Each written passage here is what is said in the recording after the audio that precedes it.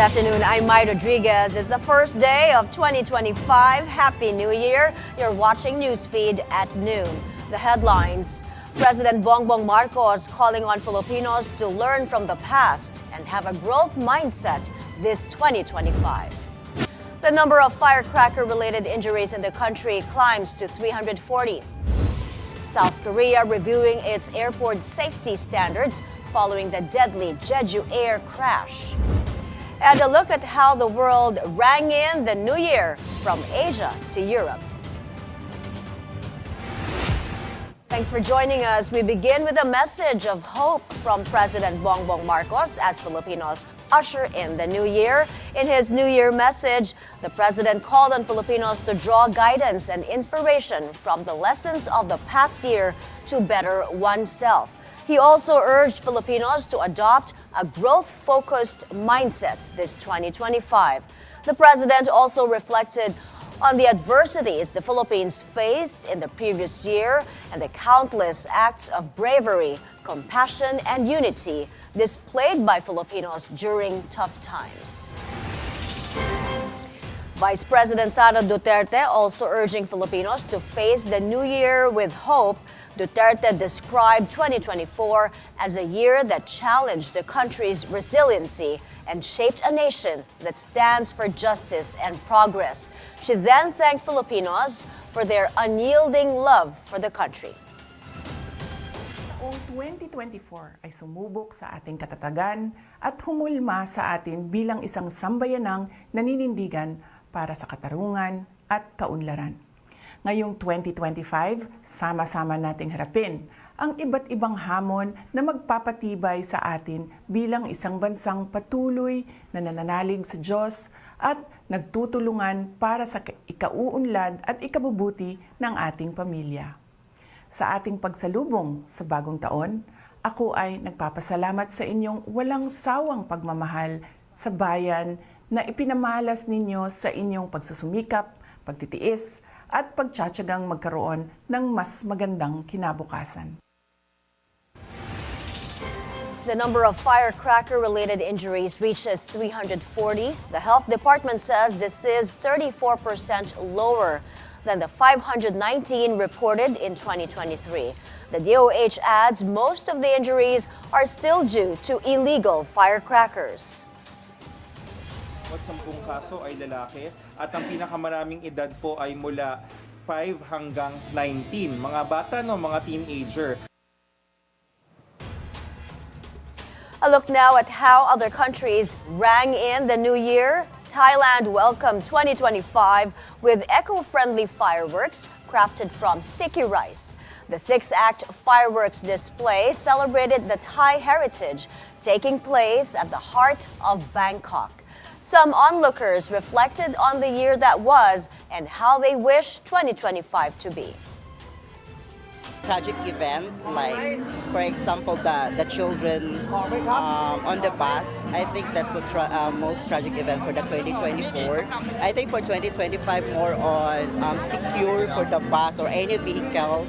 I heard also from the last plane crash to Korea, that's from Bangkok, Thailand, going to Korea. So I hope more on security and safe for all passengers whenever vehicle they're going to ride with. I want to see peace, a more beautiful world, and for everyone around the globe to be happy, no matter where they are or what country they're in. ทุกๆคนค่ะไม่ว่าจะอยู่ประเทศไหนหรือที่ไหนอะไรอย่างเงี้ยค่ะ Over in Hong Kong, a glittering fireworks display lit up the sky over Victoria Harbour. The 12-minute spectacle, dubbed the Symphony of Happiness, was the brainchild of Liu Lin, the director behind the fireworks display at the 2008 Beijing Olympics. And heading now to the land down under as Sydney welcomed 2025 with the city's biggest ever fireworks display.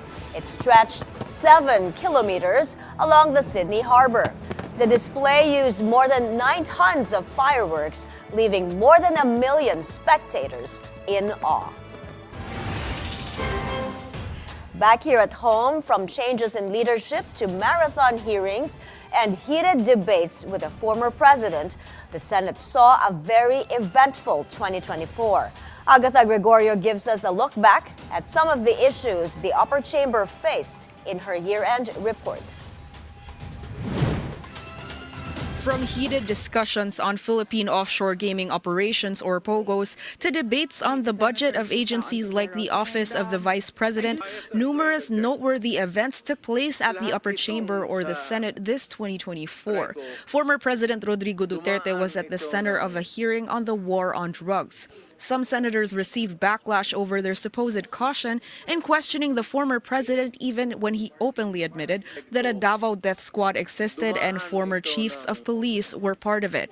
That's just one of many controversial statements from the former chief executive. Kanina sinabi nyo na in-encourage nyo ang PNP na i-encourage yung suspect na lumaban para mapatay, para masabing nanlaban. Correct.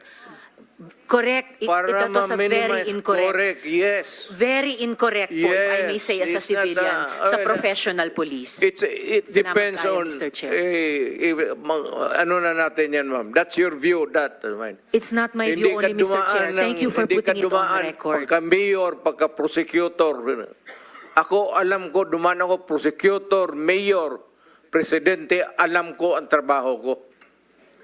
Yes, Yan salamat ang totoo tayo, Mr. dyan. Chair. Hindi ka nagdala ng syudad eh.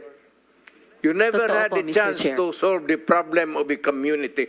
In the end, Duterte retracted his previous statement about the police chiefs. He also took responsibility for everything that happened during the drug war. Senate President Cheese Escudero stated that Duterte's remarks could not be dismissed as mere jokes because they were made under oath. Escudero added that the Senate is prepared to provide the International Criminal Court with a transcript of the hearing if requested. Senators like Bongo and Bato de la Rosa defended Duterte, but Go was also quick to say that he had no involvement in the operations of the drug war. Another official made the headlines after appearing in hearings, this time about POGOs. Please convince us that you were born in the Philippines, that you are Filipino, and that you are not what people suspect you to be. Dediretsuin ko na po. Kumbinsihin mo kami kasi hindi po pwedeng hindi nyo maalala yung inyong first few years of living na formative years. Para makumbinsi kami, because we want to be convinced that all elected officials are Filipinos and not spies of other countries. Lumaki po ako sa Bamban, Tarlac. Lumaki po ako sa farm. Paulit-ulit. Anong barangay, anong farm? Following her controversial statements at the Senate, Guo refused to attend the hearings despite being invited, leading the upper house to issue an arrest order against her. Officials appealed for her to return before she was eventually arrested in Indonesia. But after Guo was brought back to the Philippines, the senator still gained very little information from her about her involvement in POGOs and their operations due to her refusal to answer questions directly. Senators also had to wait for a long time before Pastor Apollo Kibuloy was arrested inside his underground facility in the Kingdom of Jesus Christ compound and was able to appear at the upper chamber hearing. Kibuloy faces charges of sex trafficking and child abuse.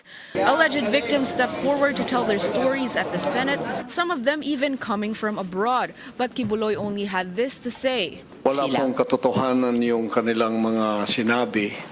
Kung meron po silang mga charges na criminal laban sa akin, malaya po silang mag-file ng kaso at doon ko haharapin at sasagutin sa tamang forum sa korte ng ating lupa tulad ng kinakaharap namin ngayon. Aside from investigations and hearings, a number of significant laws were passed this year as well. That includes the Philippine Maritime Zones Act and Philippine Archipelagic Sea Lanes Act. According to Escudero, these will help strengthen the country's territorial claim over the West Philippine Sea. The law on maritime zones says the Philippines has jurisdiction over its internal and territorial sea archipelagic waters in accordance with the United Nations Convention on the Law of the Sea. The other law delves into the obligations of foreign ships and aircraft exercising the right of archipelagic sea lanes passage. The Senate also approved this year amending the Universal Healthcare Law. This lessens the premium contribution of members of PhilHealth. It also proposes the suspension of increasing premium contribution rates should calamities occur. Leadership change was also seen at the Senate this year.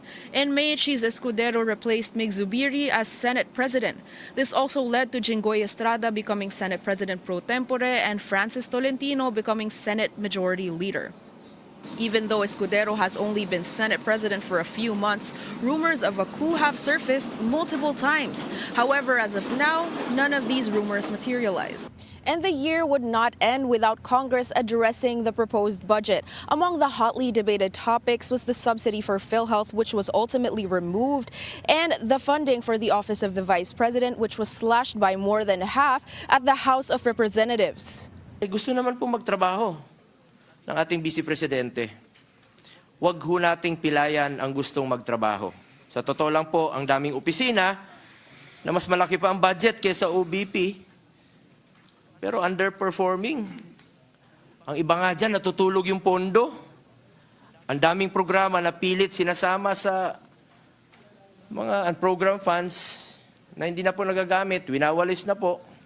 Dahil hindi nagagamit yung pondo. In the end, the Bicameral Conference Committee approved the 733 million peso OVP budget for 2025, a far cry from the originally proposed of more than 2 billion pesos. And due to a possible impeachment trial against the Vice President and the upcoming midterm elections, we can only expect another eventful year for the Senate in 2025. Agatha Gregorio, Bilyonaryo News Channel. We're taking a break. South Korea's airport safety standards under thorough review following the Jeju Air tragedy. A look at the headlines around the globe when we return. Stay with Newsfeed at noon.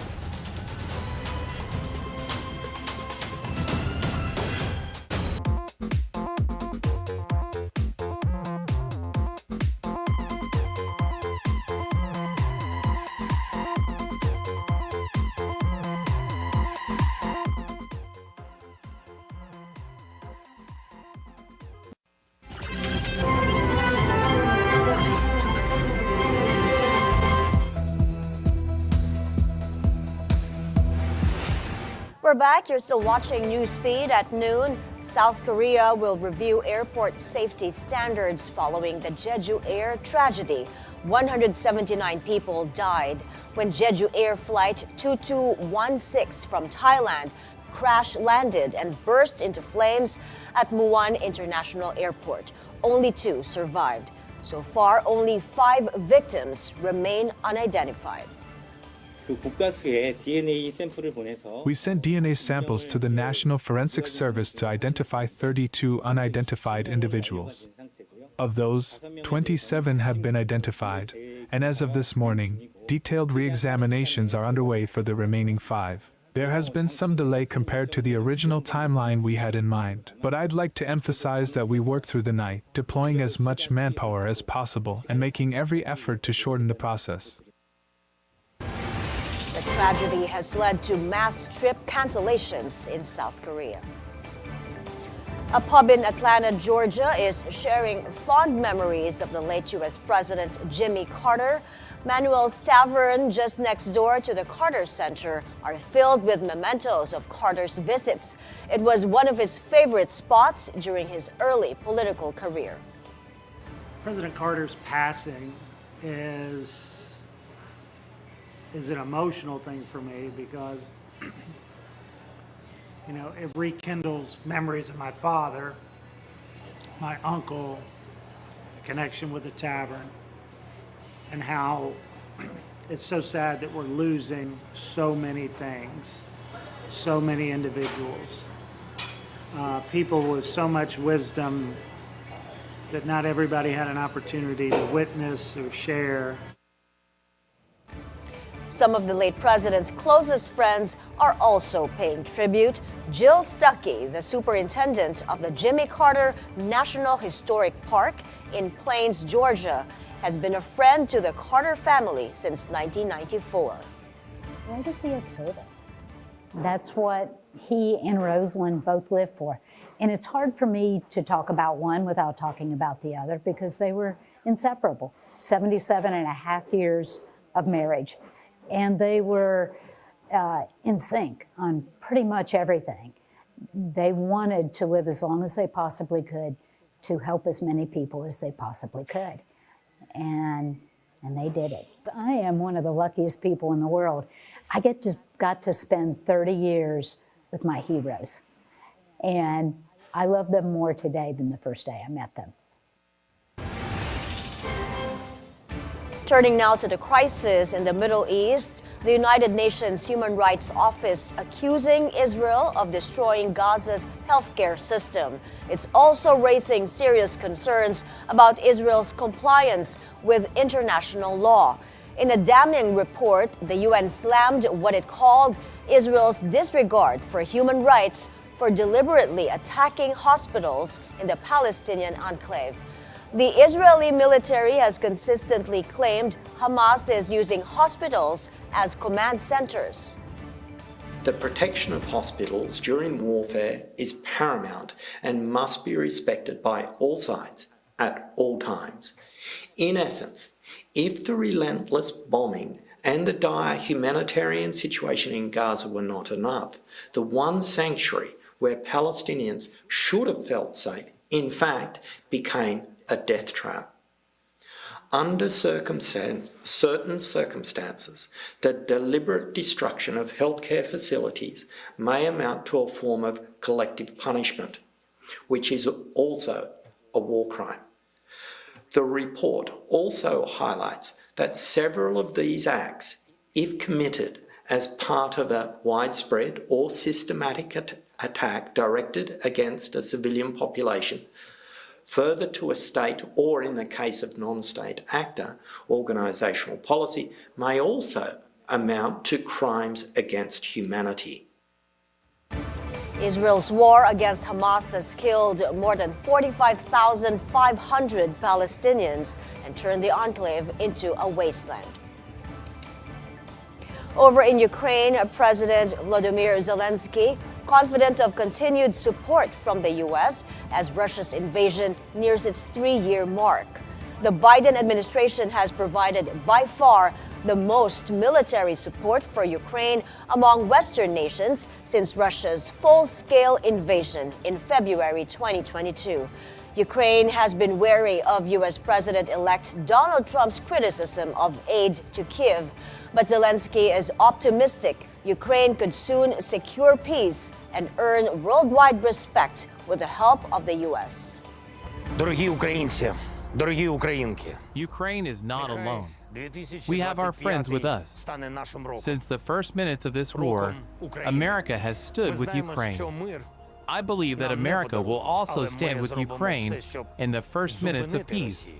I have no doubt that the new American president wants and will be able to bring peace and end Russian President Vladimir Putin's aggression.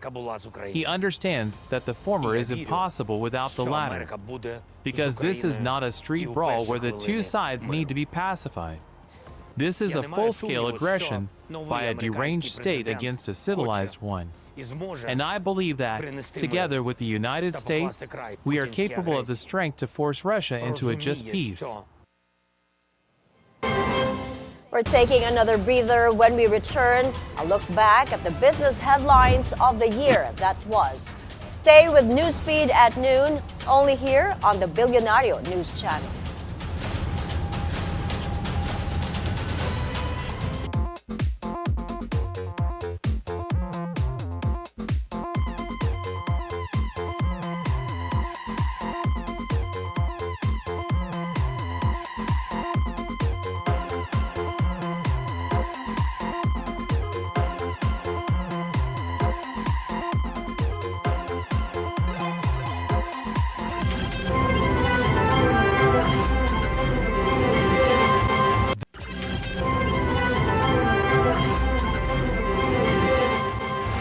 Welcome back. You're still watching Newsfeed at noon. Here's another look at the headlines. President Bongbong Marcos calling on Filipinos to learn from the past and have a growth mindset this 2025. The number of firecracker-related injuries in the country climbs to 340. South Korea reviewing its airport safety standards following the deadly Jeju air crash. And a look at how the world rang in the new year from Asia to Europe. The Philippine economy had its ups and downs in 2024, but it has always been resilient as far as the Marcos administration is concerned. Sujin Kim has a look back at the country's financial standing. The economic managers, business leaders, and the president himself spearheaded the aggressive growth of the Philippine economy. The year 2024 marked significant milestones that have brought us closer to the goals outlined in the Philippine Development Plan for 2023 to 2028. In 2024, S&P Global Rating upgraded its outlook for the Philippines from stable to positive. This development reflects the economy's above-average growth potential and the significant improvement in the country's institutional and policy settings. The Philippine economy displayed a mixed performance in 2024, showcasing quarterly variations in growth rates. In December, the DBCC revised its growth targets amid domestic and global uncertainties. The Philippine economy has shown remarkable resilience this year. Notwithstanding these disruptions, our growth rate still positions us as one of the fastest growing economies in Asia. On the other hand, inflation had periods of acceleration and deceleration. September's 1.9% marked the slowest inflation rate in over 4 years, driven by slower food price increases and declining transport costs. Inflation is on its way down. I think the peak was something like 6%. We're down now to 2.3%. We're within the band of the BSP of 2 to 4%. That helps our economic growth. And that's why we're growing roughly at about 6.1% in the last 2.5 years. So we're not doing too bad. I think inflation will continue to be under control. We've seen the impact of the most recent spate of storms, and although that put a little pressure on inflation as anticipated, it did not really go out of control. This stability gave the central bank more flexibility to implement aggressive monetary policy easing, spurring growth. Further monetary easing would still be warranted going forward. It would just be time to match any future Fed rate cuts to maintain the healthy interest rate differentials. Rate cuts are good for the market. Consequently, the banking sector experienced a strong year, posting over 12% year-on-year growth in total assets. This is expected to continue in 2025 as interest rates decline. Philippine banks will end 2024 with strong earnings, with adequate capital and excess liquidity to finance further economic growth. We're looking at more consumption and consumer-driven credit growth, among other things. That's always been the primary driver for the country. Meanwhile, the government lowered its budget deficit ceiling to 5.5% of GDP for the year compared to 6.2% in 2023. We are on track to reduce our deficit and debt gradually in a realistic manner, and while making sure that we can finance the long-term investments needed to lift our economic potential, create more jobs, increase incomes, and decrease poverty. In March, U.S. Secretary of Commerce Gina Raimondo led the trade and investment mission to the Philippines, ushering in a little over $1 billion in trade and investment. This was the very first time the U.S. brought a presidential trade delegation to the country with the following priority sectors.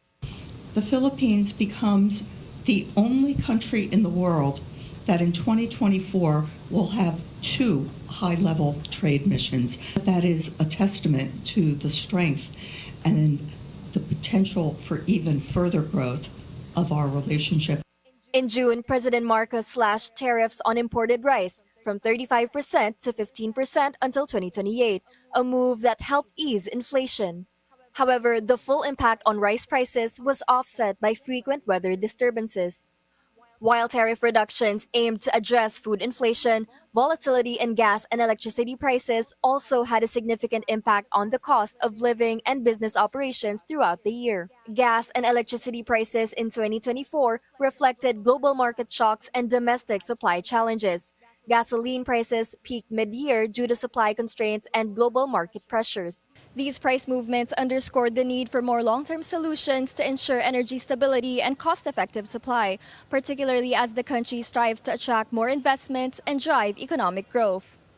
To attract more high-impact investments, President Marcos signed the Create More Act into law, aimed at fast-tracking the entry of more foreign investors, with job creation anticipated within 2 to 3 years. However, some economists expressed concerns over this development. However, the problem is, what if the FDIs don't come in? No, that will be the cause of reduced tax revenues. Now, what will happen if the revenues don't come in? Government will be constrained to borrow more, and therefore foreign debt or even domestic debt of the Philippine government will increase. And already we are already highly indebted, and therefore that is not good for the economy. This year, the NEDA board and ICC approved 37 projects worth close to 900 billion pesos. 3 major PPP projects were awarded to promote trade and travel, further boosting economic activity. Additionally, the Subic-Clark-Manila-Batangas Rail Project promises to enhance logistics and attract investments in renewable energy and food security. Ito po ay napakahalaga because 80% of all our port volume goes through this corridor. Right. And they want to invest in projects like renewable energy, data, food security around this corridor. You know, the president himself has identified power as a critical resource that needs to be addressed in order to ensure sustainable growth for the country. On another note, the Philippine Stock Exchange Index, or PSEI, had a volatile year, reflecting both global uncertainties and domestic developments. The mid-year decline was driven by global inflation concerns and interest rate hikes in the U.S., causing foreign outflows. But the index recovered in the fourth quarter, with strong corporate earnings and optimism over government infrastructure investments. During the post-SONA 2024 discussion, Finance Secretary Ralph Recto said the Philippines achieved its lowest unemployment and underemployment rates in years, accompanied by a growing middle class. To support business owners, the government eliminated pass-through fees on all national roads through Executive Order 41, with LGUs urged to follow suit for local roads. Further on the ease of doing business, the Anti-Red Tape Authority said about 1,000 municipalities have successfully automated their business processes. The IMF added that the central bank must ensure that any exemptions are temporary and will not compromise the integrity of the financial system. Sujin Kim, Bilyonaryo News Channel. Powerful storms hit the country one after another in 2024, affecting not only communities, but the economy as well. We have this year-end report from Hanati. In 2024, the Philippines fell victim to a series of almost non-stop typhoons that did not only affect communities, but also the country's economy. Came a bit late in the year. The Philippines was first tested by Typhoon Aghon in May, in the town of Sariaya, Quezon. This farmer raced against the rising floods to save his cattle. Aghon caused the deaths of no less than 5 people and damage amounting to over 85.6 million pesos across 418 hectares of rice fields. In response, the Department of Agriculture allocated over 23 million in aid for affected farmers. In July 2024, Typhoon Karina arrived, intensifying the southwest monsoon in the country.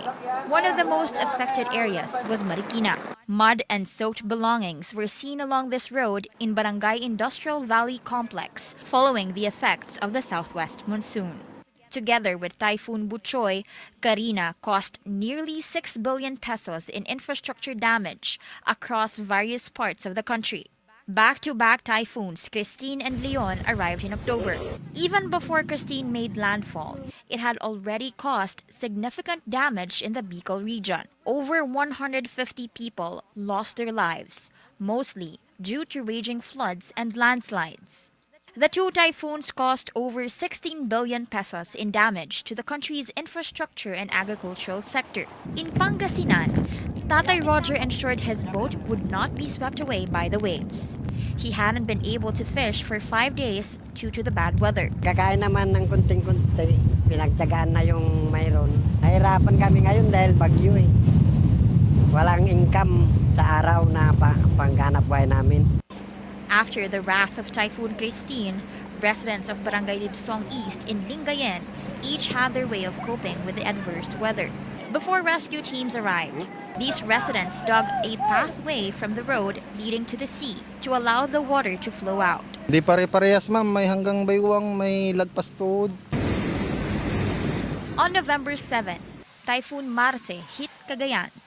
4 days later, Typhoon Nika made landfall in Aurora Province. Several provinces in the north experienced heavy rains and flooding, including Isabela. The Alicaucao Bridge was completely submerged due to the overflowing Cagayan River. But the string of typhoons in Luzon did not end there. It was followed by Typhoon Pepito, which left houses and courts with damaged roofs and felled trees in Aurora. The consecutive typhoons Marce, Nika, Ophel, and Pepito hitting the Philippines were considered unusual by NASA. It was the first time since 1951 4 typhoons formed in the Western Pacific in November. According to Pag-asa, while this phenomenon isn't new to the Philippines, it requires thorough study and preparation. The successive typhoons slowed down the Philippine economy. According to the World Bank, the country's GDP grew only by 5.9% in 2024, lower than the earlier projection of 6%. The World Bank added that the Philippines remains vulnerable to strong typhoons. Despite this, the country's GDP is expected to grow by 6.1% in 2025 and 6% in 2026. But these projections are on the lower end of the government's target of 6 to 8%.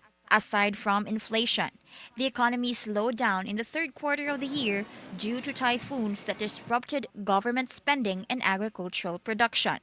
Amid the challenges brought by successive typhoons, Malacanang called on all government agencies to avoid lavish Christmas celebrations as part of their solidarity with millions of Filipinos affected by calamities.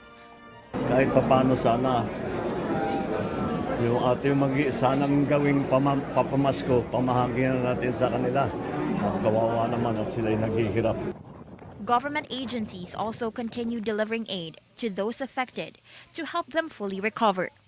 Intent of Budget and Management has also assured the public and that there are sufficient funds to replenish the quick response funds of agencies and the disaster risk reduction fund of the agencies as well. The palace further urged everyone to share blessings with those affected, because the spirit of bayanihan strengthens the Philippines in the face of calamities.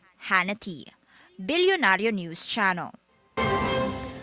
We'll have more stories for you up ahead. A look at stunning fireworks shows from the Middle East all the way to Europe.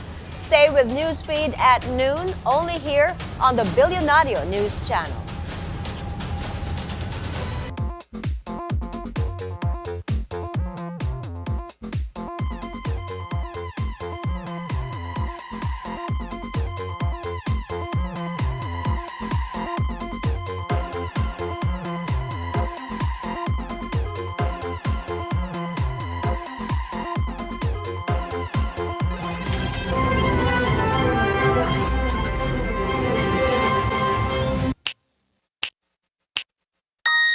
It meant a lot. There are only 3 companies in the Philippines included in the 100 list.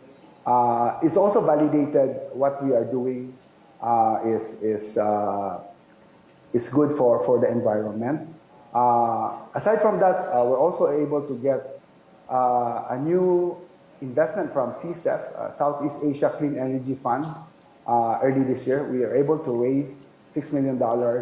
And for MOBER, it's really something very, very proud that what we are doing is really helping the country also. Ito po si Father Nono. Ako po si Father Fiel Pareha. Ako si Risa Singson Kaupeng. Kape at pandasal na po tayo. Ito po si Cardinal Chito Tagli.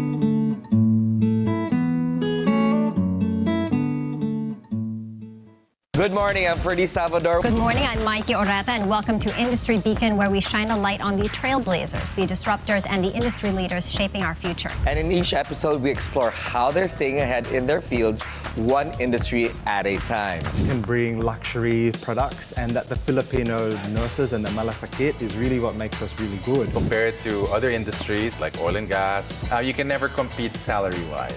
Industry Beacon on BNC, the Bilyonaryo News Channel. Actually, I think it's impossible to be good and nice all the time. Yes, it's too much to ask. You should just try to do your best, as in all things in life. And if you can be quite good almost all the time, don't worry about the gifts. It's time to relax. Yes, quite big gifts, I think. Kotsi! So let's see what happens with these gifts. Okay. And take good care of the presents. We made them with love. Yeah, I will. Joo, And now, everybody, Merry Christmas, oikein hyvää joulua, Joyeux Noël, Feliz Navidad. Hei hei! Ollaan valmiita, mennään vaan. Merry Christmas, hei hei! Joyeux Noël, Frohe Weihnachten, Feliz Navidad.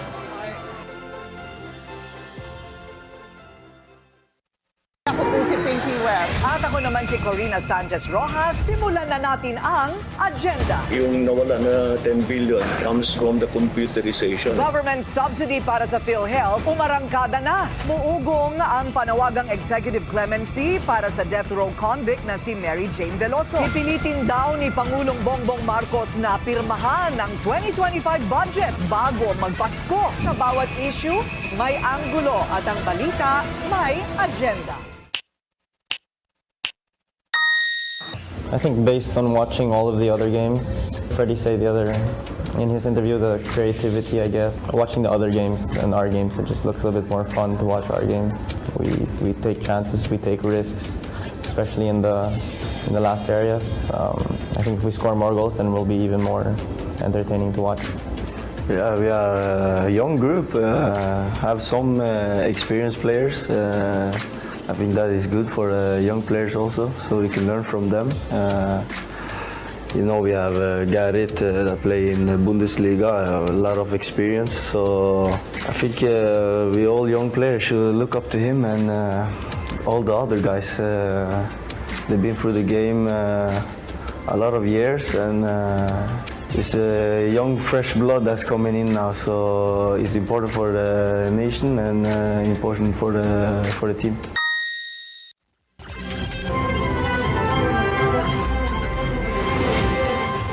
Welcome back. Another year filled with controversies, both here and abroad, has passed. Let's look back on the biggest names that made headlines in 2024 in another year-end report from Hannity. In 2024, there were names that stood out in the world of news and public discussion.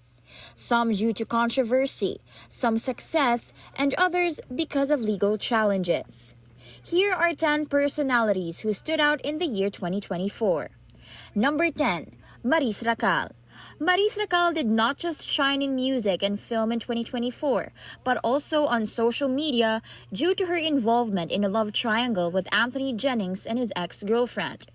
Despite the controversy, her film Sunshine garnered recognition and was even selected for the Palm Springs International Film Festival. Numbers 9 and 8, Donald Trump and Kamala Harris. In the recent 2024 U.S. presidential election, Donald Trump defeated U.S. Vice President Kamala Harris, who became the Democratic candidate after President Joe Biden withdrew from the race. A significant shift is expected in the U.S. following Trump's victory as the Republicans regain control of both the Senate and the House of Representatives. Understand, this is someone who has openly said he would terminate, I'm quoting, terminate the Constitution of the United States, that he would weaponize the Department of Justice against his political enemies. Someone who has openly expressed disdain for members of our military. Understand what it would mean if Donald Trump were back in the White House. So she just started by saying she's going to do this, she's going to do that, she's going to do all these wonderful things. Why hasn't she done it? She's been there for 3.5 years. They've had 3.5 years to fix the border. They've had 3.5 years to create jobs and all the things we talked about. Why hasn't she done it? After receiving multiple awards and prizes. Number 6, Mary Jane Veloso. The Philippines successfully brought home death row inmate Mary Jane Veloso, who spent over a decade in prison in Indonesia for drug trafficking. She reunited with her family this Christmas, while the Veloso family and several groups continue to call for her absolute pardon.